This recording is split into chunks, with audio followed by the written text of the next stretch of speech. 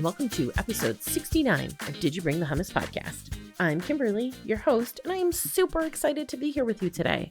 Did You Bring the Hummus is a podcast to help you go vegan. Most importantly, we'll talk about how to embrace this meaningful decision with fervor and fun. Episodes post every Monday on your favorite podcast app.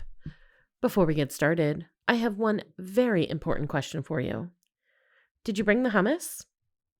Today, I am joined by Christine Cook Mania, writer, yoga teacher, and humane educator.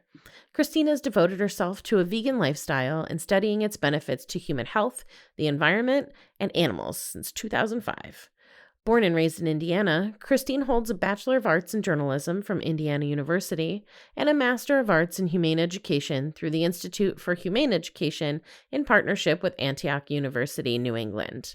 She lives in the Pacific Northwest with her husband, 2 cats, and a dog, all 3 of which were adopted from shelters. Of all the vegan journeys I've heard, mine mirrors Christine's more than anyone's, so we had an instant connection, and I think you can hear that in our chat. We dive into some of Christine's book, Vegan Minded, the stages of change, the power of us as individuals and as a collective vegan movement, yoga, and you know it, hummus. Hey, Christine, welcome. Thanks for joining me. Hi, Kimberly. It's nice to be here. Thanks. Yeah, it's nice to have you here. So my very first question to all guests on Did You Bring the Hummus is to ask you to share your vegan journey. Tell us how you got here. Yeah, it was a long journey. In 1985, I was in high school and living in Evansville, Indiana, and we received a newsletter from PETA, and it changed my life. I read it, and it had photos of cows in factory farms, and I think what touched me even more than that was the pictures of bunny rabbits and monkeys in lab cages. The monkeys had electrodes attached to their heads, and the bunnies had things oozing out of their eyes. So they were being tested on in labs. And so my journey started there. And right away I went vegetarian, and I was not a great vegetarian. I wasn't so committed like I am now to being vegan, but it was a start. And I look back and think, oh, I was on the journey for a long time to becoming vegan. And so I was vegetarian, and I still ate seafood. I didn't know any better. I didn't know that I was actually a pescatarian. Um, and I also really did focus on buying products that weren't tested on animals. So that was, something that was important to me. So that went on for about almost 20 years. And just, I think in the back of my mind, I always wanted to be vegan, but I didn't know any vegans. I didn't, I had no idea. I didn't even have vegetarian friends. I mean, my friends didn't care that I was vegetarian because everybody eats cheese and they love cheese. And, you know, so, I got along fine. And then by the time early 2000s, I was an adult taking care of myself, living on my own, had been doing that for like 10 years. And just something was just noodling in the back of my mind. I knew I wanted to be vegan, and I started hearing other people's stories. I actually started meeting people who were also interested. And there was 2 people in the year prior that really influenced me. They're both people I volunteered with at this cat adoption center. And, most people that volunteer with cats and dogs are meat eaters. And so one person had, Lisa, she had gone to a farm sanctuary conference and came back and was like, I'm going vegan. So I was like, okay. I had to think about it a little bit. And then, a few months later, I was talking to my friend Megan, and she was explaining the problem with dairy and veal. And so I just started to connect the dots even more. And also it was more importantly than that was I knew people now. So Hmm. I felt like, okay, I could do this. And so I, set a deadline. Um, January 1st, 2005. It wasn't a New Year's resolution. It was just happened to be like a good time. I knew I was going on vacation and I didn't want to start anything before that. And so I spent like 2 months really preparing myself mentally, and mental the mental preparation, I think, really helped me be committed, and I never looked back. Hmm. That's amazing. What a great story. When we connected to talk about doing this podcast together, you mentioned some parallels, right? And Mhm. now you talked about the PETA newsletter, and I'd gotten that issue of PETA's Animal Times. But I was reading the intro of your book, and you mentioned the day you went and got the mail, and you were like, you pulled up in your brand new burnt orange Chevy Cavalier. And Christine, I drove a greenish blue Chevy Cavalier. Oh my gosh, that's so funny. We were meant to be vegan. We really were, and to meet and connect. Exactly, yeah. Oh, it's so cool. So this idea of change and taking your time and learning and growing. Oh, and by the way, one of the first informational books, like kind of nutrition type things I bought was Becoming Vegan by Mm. Brenda Davis. Yep. So I'm reading your story and I'm like, oh my God, it's like the same story. We're so connected. Just fun little bits. But this change, like we all as vegans are always like, our one regret is we didn't do it sooner. Mhm.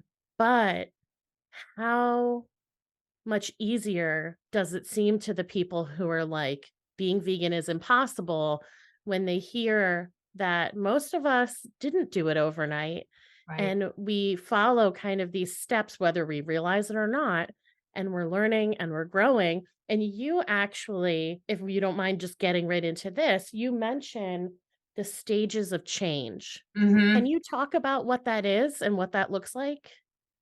Sure. So, I discovered the stages of change, probably around 2010, and I was, studying to become a personal trainer, which I'm not. I don't do that, but I was studying and I took the test and all that, but there's a stages of change are the stages a human goes through when they're making a change. So it could be becoming vegan. It could be, I'm going to eat healthier. I'm going to exercise. I'm going to change my career. It could be anything. I'm going to quit smoking. Mhm. Because I also used to be a smoker. So I know that I went through the stages for that as well. But there's pre-contemplation is the first stage, or no, what are they called? The first stage is when you don't know anything about the change. So, um, you don't even know that there might be an issue. Like, I might be smoking and I don't really know that it's unhealthy. Okay. So that's the pre-change. I think it's pre-contemplation. And then you learn about something that makes you want to change, makes you think about it. So as you're in the contemplation phase, where that's where I was with becoming vegan for almost 20 years, where you need to change, but you're just not ready. And Mm. mentally, you can't make the leap. So then there is when you decide you're ready to change, so you start making a plan. And then the next step is it's an action, you're changing, you're going to do it. So in 2005 I became vegan. I'm in this active phase of change, and it's at the beginning. When you first change, it's not set in stone. Like, I was committed, but anything could have happened and I could have stopped and, started eating meat again or animals. And then, once you are in that stage for a long enough period where you start to embody the actions, Mhm. where it's a part of you, then you go to the maintenance stage. And, that's where you and I are, and we've been in vegans for a while, and we're maintaining. But there is always the possibility that someone would revert back to an old way. And so there's the relapse stage, and that happens. Like, when I quit smoking, I quit like many times before it stuck. So I would be in a relapse, but relapse, you can go back to any of the stages beforehand and start anew. And you keep, it can be a circle until it becomes natural to you, a part of your life, just a normal habit, and then you're in the maintenance phase. Okay. Does that make sense? It does. Yeah. So I read about that. I learned these stages, and the light clicked on. I was like, oh, that's was my vegan journey. I Mm, mean, and so in reality, while I didn't actually go vegan until 2005, I was on the path from 1985 for 20 years. You know, it was something I was aware of. I knew something needed to change. I needed to do something different. I wanted to do something different, but I didn't have for me, it was hard. I didn't have like the emotional maturity to make this change. Be- I don't know if that's part of it, but it's also the mental clarity. And I just didn't have the support system that I needed. And so once I like met those two people that were mhm. doing it, I was like, I can do this. Yeah, that's awesome. When I think about it too, is I got that issue of PETA's Animal Times in 2001, so I was a few months away from my 21st birthday. Mm. And I too kind of didn't have the emotional maturity or whatever it was because, I made the decision. I went vegetarian overnight, but I needed to learn a lot of things. and and then the relationship that I was in when I went vegetarian, I ended that. And so how do I explain this to people? Some people are like, vegetarian? I don't think so. Um, One guy who I thought we had a nice connection dumped me because he's like, I just need to be able to share my pork chops with you. And I just wasn't willing to give. He was great, but he wasn't that great. Uh, but I felt like being vegetarian already made me even more weird than it seemed like people thought I already was. And so it was like, how do I navigate this world? It's not a vegan world. People don't even understand vegetarianism, let alone Mhm, veganism. And just like you, I knew that vegan was the ultimate goal. And when mhm, I look back on my life now, even from the time I was a child, I can see where moments happened. And while it didn't click, hey, there's this thing called vegetarianism or veganism, there were things happening where I was internalizing this idea that eating animals didn't sit with me and using animals was not something I was into, but I hadn't formed any real thoughts around that. But mhm. it's so interesting when we kinda just sit and look back, and so for people who think, like, "I've never thought about being vegan until I started hearing about this or about that," like, right, but you also have. Yeah. So you're already building these little supports, whether Mhm. you realize it or not. Yeah, it's pretty interesting looking back. Now I just wish that, because I know people who went vegan immediately in high school, and I just what do they have? Like, what is it? They have this just like, I'm doing it kind of thing where I just wanted to like fit in and belong. And so, building community is really important, and making sure everyone feels welcome in the communities, that it's really easy for people. Mhm. You just, that's like so important. Yeah. And there are definitely people who just make a decision and they do it. My husband, one of his friends, he's not vegan. He's never made that choice. Hopefully maybe one day. But when he says like, I'm going to do this, quit smoking or whatever, it's just like it's done. Like, you don't even ever have to ask him about it again. You know that the minute he says, "This is the last time I'm eating this or smoking that," or that he's never gonna touch it again. But No, most of us are not like that, and it's a no. very impressive, I don't know, superpower to have. Mhm. But we need community. We need that support, and it's important that we make that plan. I love that you sat down and you made a plan like, "Okay, this is when I'm gonna go vegan. Here's what I need to tackle in order to get to that point." If you can lay that out in front of yourself, it feeds that why, it fosters your ability to stick with it. It helps you Mhm. find the people to connect with who are doing the same thing you're doing. And like now, the internet makes it so easy. Back when you went vegan, when I went vegetarian, there weren't these communities. I didn't know any Mhm. vegetarians for like 10 years of my journey. I'd never met another vegetarian. So now it's a lot easier to find those connections. It really is, and I mean, that's such one of the good things about technology and the internet is our ability to connect. Um, but what you said, I just realized, like I really did give myself 2 months to actually make the change, Um, I don't think people really look at it like as a way to do that. We have all these goals, we think about all these things, but why not make a goal? Like, I'm going to go vegan, and these are the things I am going to do and to make it happen. And if you need to eat one last steak like I did, just do it and be done with it and move forward. I wanted to make sure that I didn't miss anything, and I don't miss anything at all. And I eat very differently than I did way back then because I eat a little healthier than I used to.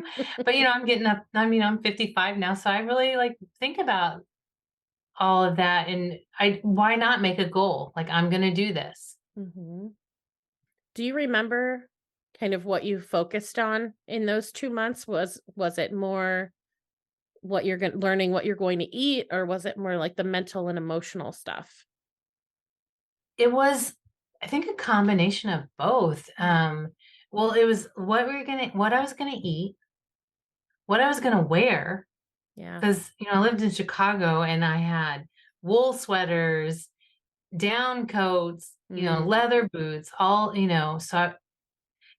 so there it was those 2 things, and then I remember just reading more, literature, and I read Becoming Vegan for the nutrition, but reading just other people's, thoughts around eating animals and, that milk we're the only species that drinks another species' milk, though just all these different things that I really got into, like, the details of it, mm, whereas, before it was just like I knew in the back of my mind what was going on, but I started just kind of educating myself about the whole thing because I knew it was a lifestyle. mhm. And that's the other thing that is we want, there's a lot in the media like eating a plant-based diet to, for to reduce your carbon footprint, and which it is really important. But being vegan is a lifestyle. It's not just what we eat. Yeah. So I was studying what the lifestyle was going to look like and how I was going to manage it. And I think it helped because I worked in the corporate world. And so what was I going to do at lunch when I had to go out with clients or colleagues? Most days that wouldn't matter. I could bring my own lunch or eat out on my own. But all of these different social interactions I had to consider too, because I wanted to set myself up for success. And I didn't want to lose like all my friends and, because no one else was going vegan. I was going vegan. That was it. Mhm. How did you find how did you navigate all of that? Where'd you find the strength and how did you approach it? I, so like with work, I just made a decision that this is, this is it. And I'm different from everyone. That's fine. And I'll make it work. And I used to call restaurants before we would go to a lunch to make sure that they could accommodate me in some way. I mean, I got most of the time it worked out, but I remember one time I went to a restaurant with all like 10 colleagues. Because the other thing is you don't want to be the only vegan at the table and eating something that just looks really like Yeah. terrible, because Mm-hmm. that's not going to entice anyone to go vegan. Nope. And I remember this restaurant, I don't remember the name of the restaurant, but it was like a mound of shredded lettuce with maybe like a little bit of carrot and radish or, Oh no. but it wasn't even like dark green lettuce. It was like iceberg lettuce. And, I just ate it Mm-hmm. because, what else can you do? But for the most part, it worked out pretty well. And people I worked with were progressive enough to, just accept the situation, accept me for that, that I was going to be vegan now. And they didn't, it was fine. And I was really lucky with my friends. I was living in Chicago at the time, and my friends, they actually kind of really liked it because Oh. when we would go out to dinner, they would say, "Where do you want to go?" Because they would get to try a new restaurant. They were, adventurous in that way. So they never minded going to a vegan restaurant or a vegetarian, or we always went to a lot of like Indian or Ethiopian, because there was a lot of those kinds of restaurants up in my neighborhood. But I feel like my friends and work colleagues, that was pretty easy. They supported my decision and who I, was trying to be. Mm-hmm. Um, my family, on the other hand, for the most part, they didn't really care. But there was some difficult interactions over the years. And, now they just know, like, no one really says anything. My dad said things to me, not, he just didn't know how to relate to me. Mm. And he said things up until like him dying, like just kind of pushing my buttons. But I don't think it was necessarily to be mean. It was more, he just didn't get it. Yeah. Um, but nowadays they know. They're like, they're not gonna mess with me. They're not gonna say anything. And I just make sure that I put myself in situations that feel safe for me, you Mm-hmm. know. Um, so it's all, it all worked out. I would say navigating the social aspects were the most challenging for me, have been the most challenging over the years. And even so, it's not like I don't feel traumatized by it or anything. And I was just really committed, and Mm-hmm. I still am. Yeah. That's beautiful. So let's talk about your book, Yeah, Vegan Minded. vegan Yeah. minded. So it's like essays and a little bit of a memoir. Tell me about that. Yeah, when I was writing it, it was a mystery to me what it was going to be, because I really wanted to write a memoir about being vegan. Um, and in school, I wrote this during a grad school program, and it was my capstone project. And my the cohort that I was with, we took a writing class together, and so that's where I really was digging into writing a lot. And we gave feedback to each other on our writing, and she they really wanted me to write a how to be vegan book. And that, I thought, well, there's a lot of those out there, and that and there's some really good ones, and I didn't think I had anything really fresh to say about it in that way. And so I really wanted to write a memoir, but what it turned out to be really is 20 personal essays that are memoir-ish, Mm. because I tell a lot of my story, but the essays are really, each one is around a very specific topic. And because it was part of a graduate school program, there's there's some educating involved. There's some information that I really wanted to share with people around the topic, and then I tell my story, how it relates to that. So I cover a lot of different topics in there, from, how I went vegan to how I met my husband, yoga, because I'm a yoga instructor, um, how it relates to climate change, the pandemic, um, oh my gosh, so many things. Pets, my dog and cats, um, and then I end it, with how you can change the world, how one Mm. individual can make a difference. How can we make a difference? Oh, there's lots of things, and I, there's there's like always a debate about individuals make a difference, or do we need to change the systems? But we need both. Like, if Mm. using the food system as an example, yeah, we need to change the food system, but individuals eat, Yeah. and individuals are who change the system. It's not like some magic Right. thing that happens. It's people working on it. So it is both, and this is geared, that chapter is geared around individuals and especially introverts, because I used to, I've gone to protests and things like that, and that's just really not my thing. Um, I'm glad people do it, but I think there's a lot of different ways that people can make a difference, and so it's finding what resonates for you. But you can, it's really one of the things I think is just really important is voting with your dollars. Mm. Like, everything you buy is telling that company, "I want make more of this."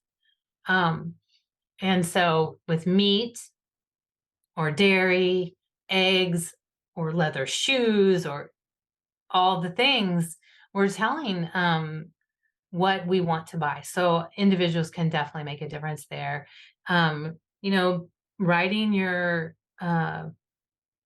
elected officials really is important, and letting them know what matters to you. And there's so many different organizations out there that make this so easy, Mm. for us. So that's another good one. One of my favorites is sharing vegan food with everyone you know. Yeah. Like, just invite them over for dinner, Mhm. you know? I do that. We do that a lot. We have people over, or we do something even simple as happy hour. You that you can just bring a vegan cheese and crackers and hummus. Hummus. I bring it Mhm. every time. Yes. Um, so it's just sharing the food in a really non-threatening way that doesn't make them feel like you're making a statement. It's just like, come over, have dinner with us, you know, or come over for happy hour and have, some snacks, just to show Mhm. people that, it's not weird food. Yeah. It's just food. Right. It's just food. And it tastes really good. And even my dad, who was an avid meat eater, hunter, and he was never going to give up meat. Um, at our When my husband and I were married, we had a big party, and vegan meal, and my dad even said, "This is pretty good." Like, he knew, like, Yeah. it was good. Mhm. So sharing food is another really important way to be an activist, and it's a subtle. Yeah. You don't look like an activist, you don't feel like an activist, and you're just being with people and, showing them what good food can be. Mhm. Yeah. And, speaking to the power that we have as individuals, look at, from the entertainment perspective, look at the way SeaWorld suffers now because people are like, oh, I'm not okay with this. I'm going to Mhm. take my kids somewhere else. We're going to go do something different. We're not spending hundreds of dollars here to watch these poor animals suffer. Same thing with the circus, Barnum and Mhm. Bailey, right? And, Right. people stood outside those circuses and they protested and protested. And people who hadn't thought about what was really happening there they got to talking with those protesters and they suddenly were like, that's not something I want to spend my money on. And they Right. found other ways to entertain themselves and their families, spending their dollar in a way that mattered. And it does Hmm. make a difference. We do have that power. We do. Yeah. Everything we do matters. Mhm. And I think that would be like really, I wish more people felt that way. Yeah. Mhm. As you look at the big things that are happening and you can feel really small, Hmm. but especially, with money, that drives the world. And it is important that people start to think, "Oh, yeah, if I'm spending here, it's not going there." And eventually, they're going to feel that. And Hmm. you're not the only one not doing it. Right. And we can look at these large companies that are still raising and abusing animals that see the money that's being spent on vegan foods and they start to invest in that. Now, I know there are people that will say, don't spend your money on those products because you're funding them hurting animals. And I totally get that. But what grocery stores are you shopping at? Do you Hmm. have a fully vegan grocery store you're shopping at? Because if you don't, you're still funneling money into that in some way. But Right. what you're doing when you're spending money on the vegan product versus the animal product is you're saying, this is what I want. Mhm. And you're not the only one. Right. Yeah. Yeah, it's a really important thing to consider with money. And y- yeah, that's like one of the, I think the out of the whole list, I have probably like 20 suggestions, 15, 20 suggestions, and vote with your dollars, I think is number one. Yeah. It's a big one. Yeah. So you touched on it. You mentioned that you're a yoga instructor, and that was one of the essays that, as I was reading it, I was like, yeah, I want to talk about this a little bit.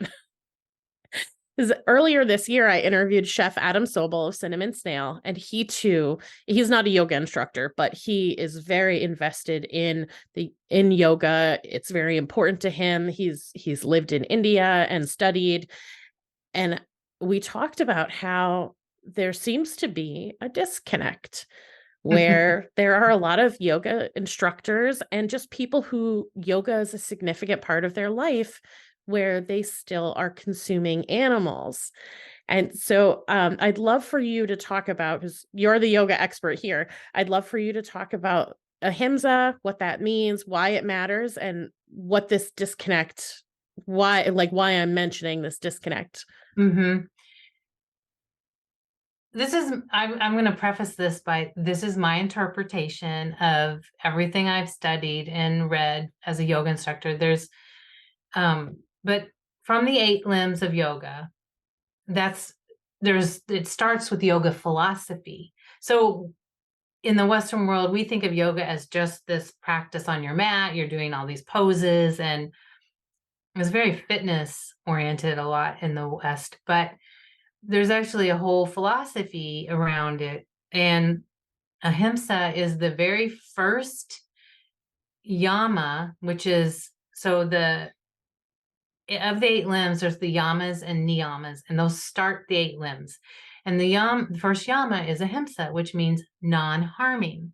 It does, from every text I've read, um, it does not specify just non-harming humans.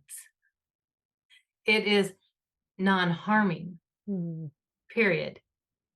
So thinking about it in all the ways that we live where we might be harming another person, an animal, the planet. Mhm. I think it includes all of that. And so I had been I started practicing yoga about 10 years before I became vegan.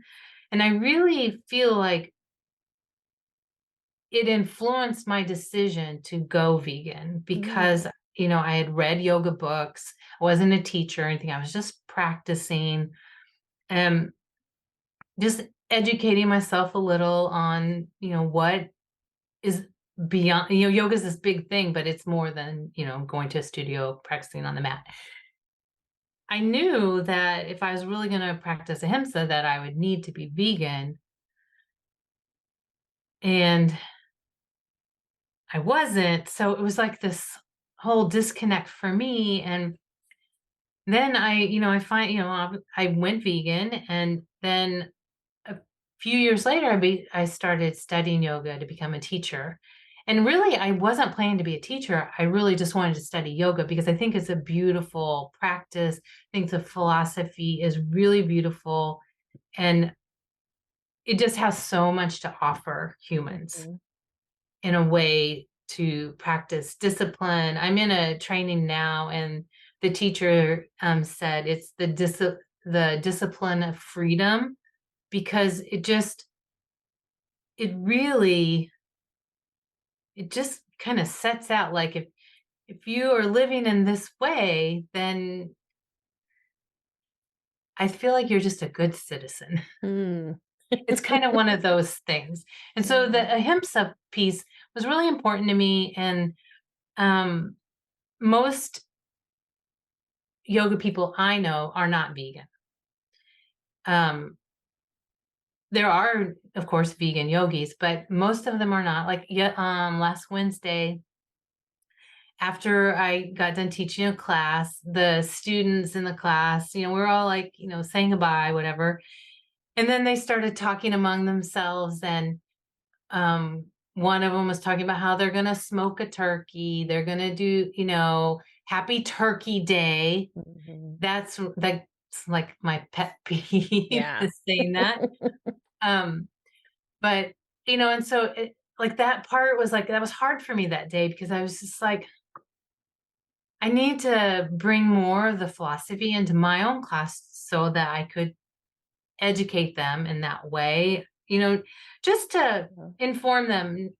People make their own decisions. And so, and part of change, hoping people change, though, is being able, I'm in a, position as a teacher to be able to give them more than just practicing on the mat, doing the poses. So Yeah.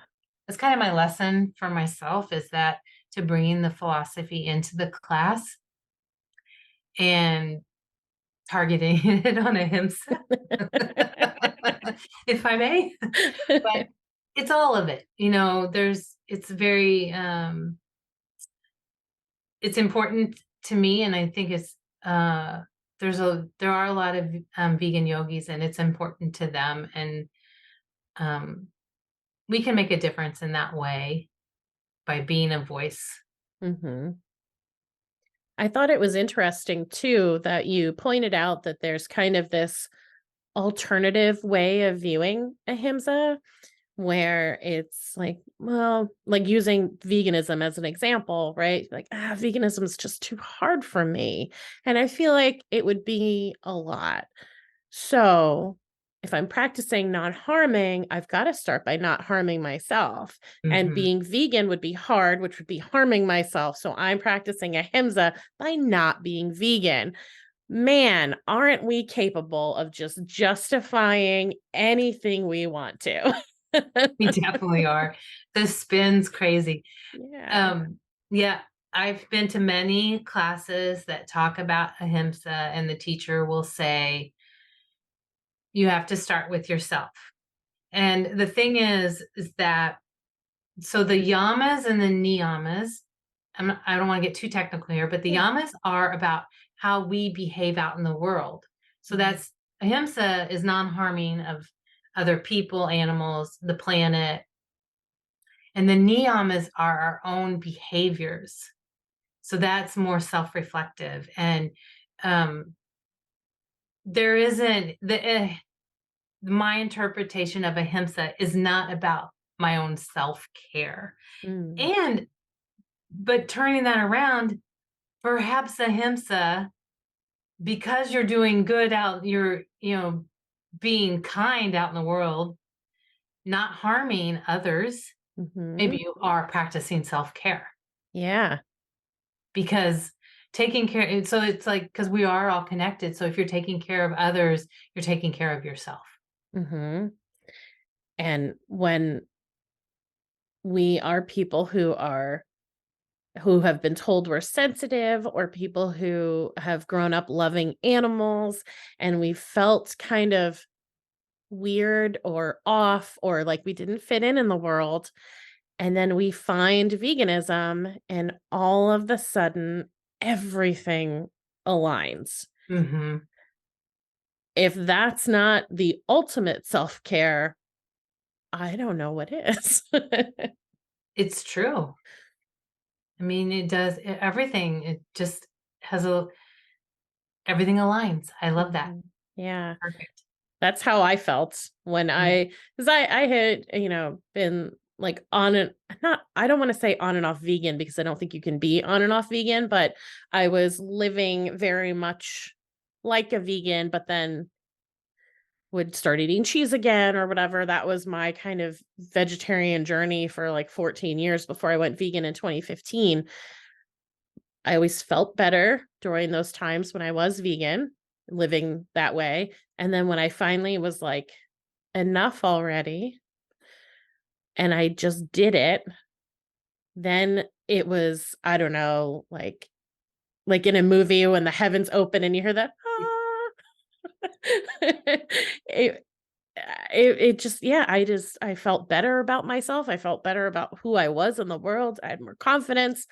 And the only explanation I had was like, I went vegan. Now my Hmm. whole life makes sense. And has purpose. Yeah. Yeah, it does. And it's true. Like once I made that decision, things did align. Like I remember I had never been into this little store that was right off my train stop. And I walked in and I was like, oh, they have a lot of vegan things here. I'll be able to pick up dinner on the way home, on Yeah. the train. And just all these little things, like you just started to open up my mind. Um, and I do think the universe supports, when you're making commitment, Mhm. y- you get the support you need. Yeah. So it really is, it's a wonderful thing. Mhm. It really is. I always say it's the best and most beautiful decision I've ever made. Hmm. Yeah. Same. Your book would make a great companion for Veganuary, wouldn't it? It definitely would. It definitely would, because it's telling a story of someone else's journey to kind of help inform someone. So there's like it there's not it's not telling anybody what to do. Mhm. My book is not. It's just like this is, my experience. And so I really think it would be a great friend during Veganuary for people experiencing Veganuary, especially for the first time. The other thing, someone reached out to me, an old neighbor that growing up, lived across the street, my sister's friend. She wanted to buy the book, and she said, my daughter-in-law is vegan and I just don't understand it. Mm. She goes, I want to, understand it. And I actually was like, yeah, this book is really good for that too, because it's not telling her how to do it. It's Mhm. it's showing like why we're doing it Yeah. and the benefits of doing it. So yeah, um it really demystifies being vegan. That's what I've been told. That's not I didn't come up with that, but a couple people have said it demystifies veganism for them. And that's important to so that people could understand and make it more accessible. Like, oh, I could do this. Mhm. Yeah, 'cause you're a real person, right? I am, and I'm not famous. I'm just like me living my life, eating vegan food. Yep. That's what keeps me motivated to keep doing the podcast, and that's why that's the first question I ask, is to have the guests share their vegan journey, Mhm. because, you know, veganism can be seen in so many different ways depending on either your experience or what people have told you about veganism, or people who are vegan. And that can definitely color the experience. But when you're listening to someone's story or reading someone's story, it's a lot more humanizing, and you realize that we are a lot more connected and we have a lot more in common with each other Mhm. than we think we do. Mhm. Yeah. And that's true. And then, I've even had some long-term vegans.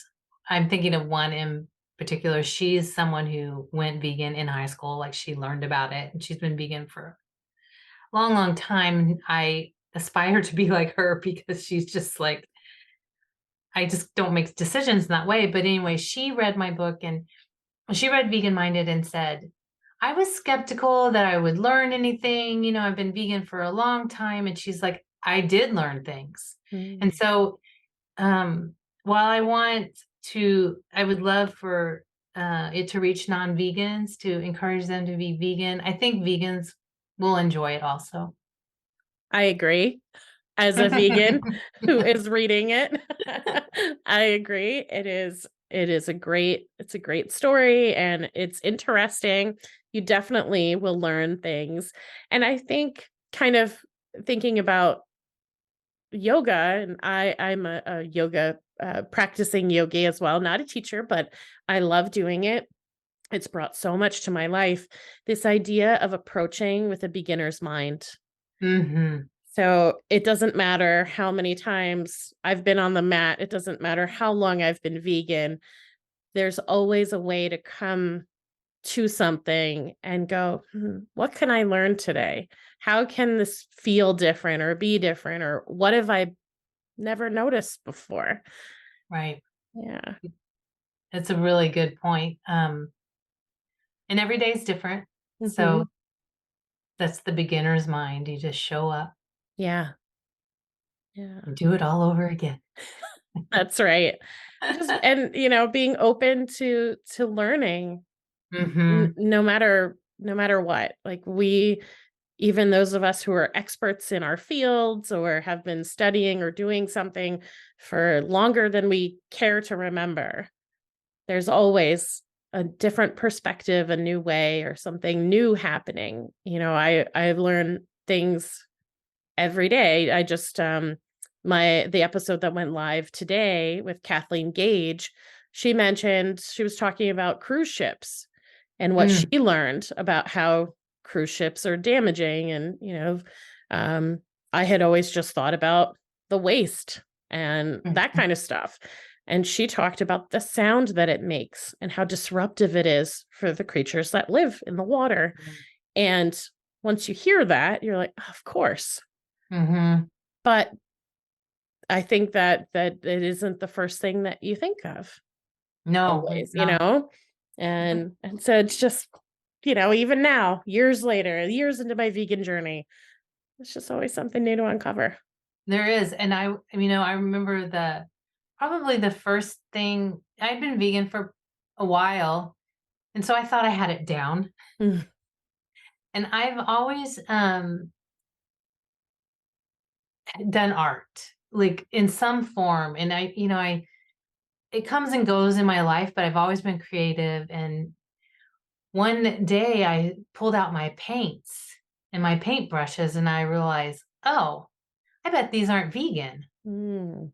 And so then I really thought about, like, oh, there's always going to be things that I'm going to come across that I'm never going to have this down. I'm never going to, like, know it all. I'm going to, keep learning and Yeah. finding new things that I think, I'll want to do or something, and I'll need to figure out the vegan option or that kind of thing. Um, so yeah, it is just, it's a lifelong, Hmm. but it's a lifelong journey, and it makes it interesting. Yeah. When I was reading your book, I think it actually was the part where you mentioned about the paintbrushes being made from different animal hair. And it's not exactly connected, but I think it was the animal hair. And then I started thinking about sheep and wool because I'm a Mhm. knitter. Mm. And I didn't learn how to knit until 2018. So I was already vegan. So I've only used non-wool, like I've used mostly acrylic. but I had joined a knitting group so I could learn. And no one else in the knitting group was vegan, and they're all using wool. And they start talking about these different knitting events. And there's like a huge one in New York City where there's like a gazillion ways to buy yarn. But there's one in, I think, upstate New York where it's like an outdoor festival. Mhm. And you can get acrylic yarn and stuff there, but it's mostly wool. And they have sheep there, and they talk, the farmers will tell you about shearing the sheep and all of that. But then they're also selling lamb. Mm. So I'm listening to these women in this group talk about being at that event, and they're talking about, oh, it's so great to be around the sheep and you get to pet them. But then they're talking about how they are literally eating a lamb kebab while petting the sheep. Mm. And I'm just horrified, right? But there's all of these ways. So that's something else you mentioned in your book. Guys, you've got to read Vegan Minded. There's so much good stuff. How we just use animals all over the place in everything for no reason other than, I don't know, we decided we could. We could, yeah. Mhm. Yeah. Oh, Oh, yeah, we use animals for a lot. yeah. It's I mean, yeah, so it is thinking that through. That part, I know what part you're talking about. I open up a chapter by listing out all these different ways we're using animals, and, I mean, I could have gone on, and I did Mhm. a lot, and I thought, "Well, I'm I gotta stop at some point," but I know I could have gone on and on and on. Yeah. Yeah. Yeah, yeah, so it's voting with your dollars. Hmm. Christine, this has been amazing. And there's so much good info here. I cannot wait for my listeners to hear this episode. But before we go, we have to talk about hummus. Tell me about I think you have a hummus story, actually, don't you? Mhm, Tell me. I take hummus to our happy hour in the neighborhood, and they pretty much expect it now, and no one's vegan. And, I mean, hummus generally is vegan, and they like hummus, but I make my own, so they, like that, and yeah, I mean, they love it. My favorite is, like, just I don't really like I like to just add lemon to Mm, it. I like a lemony hummus, okay. but, it's just chickpeas, tahini, salt, cumin, and coriander. Not everyone puts coriander in there. That's true. A little water and lemon. And I like 3 and garlic. So Hmm. lots of garlic and lemon, and, we are good to go. Nice. Raw garlic or roasted? Raw, and it Okay. is garlicky sometimes, Yeah. depending on how much I have at home, like, sometimes I'll add, like, 3 or 4 cloves. They love it. That's amazing. It's roasted would be good though too. Yeah. Yeah. Oh, so good. What do you serve it with? Usually crackers, they usually manage to come up with vegan crackers. They're, like, Nice. really big on crackers, so I just am responsible for the hummus. But crackers, and then, of course, we'll have celery and carrots, and so you have a choice. I really like tortilla chips, though, with my hummus. Yes. It's the Me best. too. And that was an accidental discovery. Mhm. My husband came up with the idea to put hummus in our tacos, Oh, and yeah. yeah, and I was like, "Oh," at first I was like, "What are you talking about? I'm not putting hummus on Mm. my tacos." But he was right. And then one night we had a lot of hummus. We were snacky. We didn't have any pita in the house. And he was like, "We do have these tortillas." I was like, "I don't know about this." But again, he was right.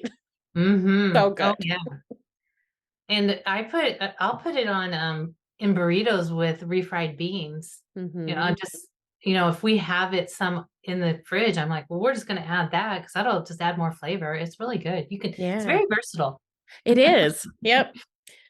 We like to do, when we do the tacos, we'll do a mix of crunchy and soft shell, and it's like a really thick layer of hummus now. Mm, And then, or, in the hard shell, you kind of have to dollop it in, but yeah, some tofu, rice, beans, lettuce, tomato, and some hot sauce. that Oh, sounds delicious. so good.